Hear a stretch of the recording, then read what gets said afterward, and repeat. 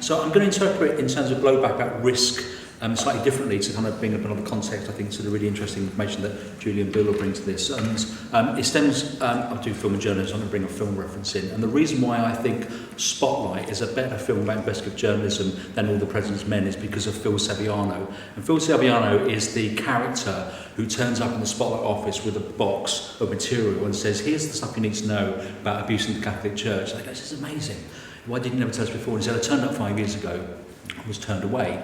And he was the person who was a leader of Survivor Network. And he's quite a damaged individual. He was damaged by both obviously what happened to him, but also damaged by his initial contacts with the newspaper itself. Because he's a bit weird looking, and he's a bit obsessed, and he's actually quite a difficult person to deal with. And so one of those people that we might want to kind of keep at arm's length.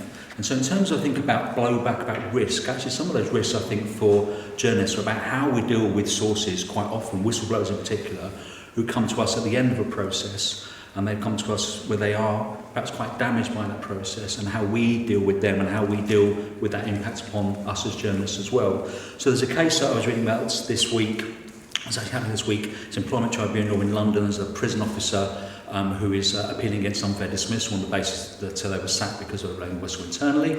As part of the evidence said that she had filed 100 different reports to her superiors about what had gone on previously. So it hadn't actually gone to the media at all. So they tend to come to reporters at the end of a very long process rather than perhaps first, and therefore they've gone through quite a lot of trauma already. And are we equipped in terms of how we deal with that and that impact upon journalists as well? There was a piece in The Guardian last month about whistleblowers talking about why they had done what they had done, and quite interesting from all the different range of people, from this guy called Mike Woodford, who was very senior at Olympus in Japan, and exposed corruption in there, to a police officer concerned about recruitment practices, quite a range of different people, all talking about the impact upon their mental health. Michael Woodford talking about, I felt like Alice in Wonderland, I questioned my sanity.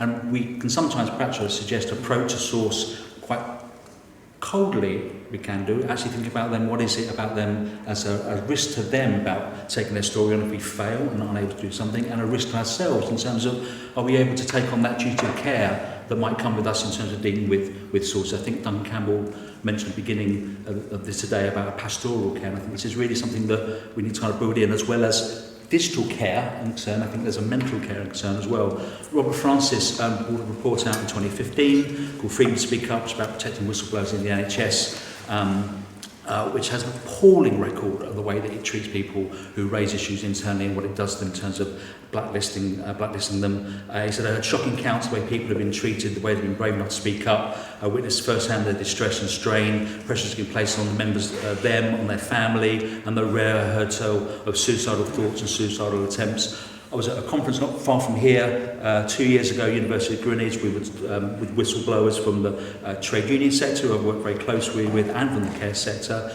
Particularly care sector, you go in, it's a trade, you're not going to ever retire with a fat pension and a yacht. You do it because it's something you really love, and that being turned over when you see activity you aren't happy with has such a detrimental negative impact, and quite often the reporter may well be the last person that they come to talk to about that. They kind of build up that. So I'm interested about how about our preparation in terms of how we deal with those people, how we look after those people, and are we able to deal with that, take on that responsibility, but quite often continue after the story is done. And so I've been working with trade unions blacklisted over many years for their work in raising health and safety issues. I probably get contacted once a month by someone who's come across a story, found me, sends me an email, wants to come and see me. They're unsure about why they can't get work.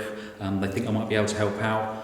Am I equipped to take on that role? Am I able to signpost? Are we able to equip ourselves? Is that for my own sense of well-being, able to kind of think, am I able to handle that? Because sometimes once you take these things on, they stay with you for a very, very long time after. So I think there's a duty of care both to whistleblower, but also to yourself. Great job.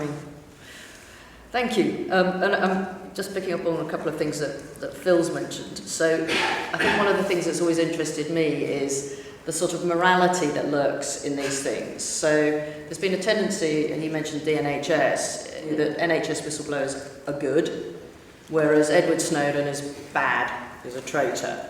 So one of the questions I think that is interesting is, does the motive of the source matter? Does their background matter? In any sense, does it matter to the journalist? Does it matter in a bigger sense? I think that's one of the things.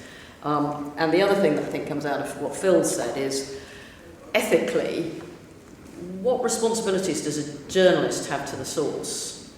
You know, where do you draw the line on your relationship with the source? Because sometimes, as Phil says, the journalist may be a last resort, and they become the sort of only contact, the only person there that's going to offer them any sort of protection.